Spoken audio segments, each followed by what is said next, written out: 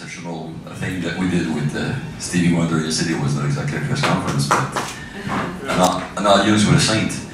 But speaking of sainthood, somebody who's pretty close to sainthood in our music business, this fantastic man next to me. We created yesterday the new Bruce Lundvall Award. This is the 6th award of the Jazz Festival. All of the others were awards going to musicians. This year we decided that we wanted to institute one that would honor a, be it business or media personality every year, so a non-musician. And when we tried and who should we associate this award with, I came up with the idea very quick that it should be with Mr. Lundvall, because if there's a fence somewhere between the two camps, he's the only one that can really mend it, and getting respect from all over the world of music, be it by the musicians, by his collaborators in the office, by the people in the studio, and by the artists. So this is very important for us to create this award and to be able to honor Mr. Bruce Lundvall by naming the award after him, and also to have him at the festival to accept the first, because it's only normal that in the same way that Oscar Peterson was the first recipient of the Oscar Peterson Award, that Bruce Lundvall should be the first recipient of the Bruce Lundvall Award. So thank you for being here. Andre, thank you very much. I think it's really, Mike Doherty in the piece that we did in the paper here, right before we got called it the Survivor Award. I think that's really what it is.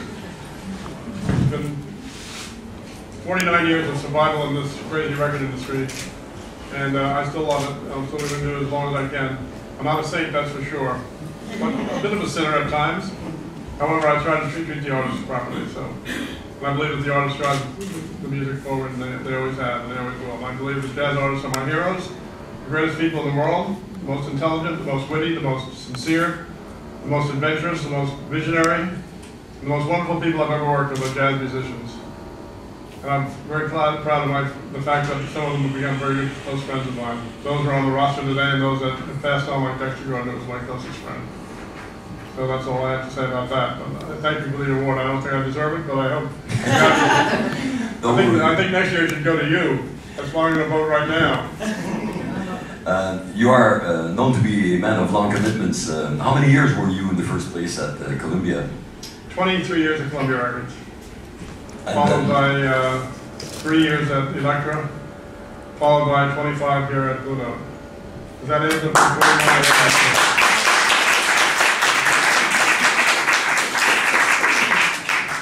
And it's also been said that you have completely revived the Blue Note label by major signatures that you might not even have foreseen, like Nora Jones hit worldwide. But and you had to say that these great successes could, in a way, finance the whole operation and take more risk with musicians that were not as great record sellers as she's been.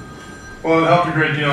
When people ask how I found Nora Jones, I simply say I answered my phone calls. I said, what are you talking about? So a lot of people in the record industry are very arrogant. They don't return calls very frequently or very often, or soon enough. And I learned a long time ago you return every call by the end of the week. So I got a call one day from someone from royalty accounting that I didn't know, our royalty accounting department. A woman accountant that said, I said, do we have a royalty problem? She said, no, I have this young jazz singer I want you to hear. She's really special. I said, okay, bring her by. So she brought her by, and after she played the first demo, I said to her, you're going to be on Blue Note, get yourself an attorney. It was a very lucky day, I must say. But that's how she got signed. Otherwise, I might not have known her. And what happened is that the woman attorney, by the name of Michelle White, who brought it to me, was married to a guy who had a jazz band downtown in New York, and Nora had sat in. And her husband said, why don't you bring her to Lundvall? And fortunately, I was in that day, and I saw her, and we made a decision, and she ended up signing with us. Not the same day, by the way, but very soon thereafter. And the first album sold 23 million copies. Phenomenal. Quite good. Do we have any question for our esteemed colleague here in New York, Mr. Michael Bourne? Michael. Well, when I first knew you at Columbia, none of us ever would have imagined that there wouldn't be a Columbia Jazz department anymore, or an Atlantic Jazz department anymore. And you resurrected the Blue Note label.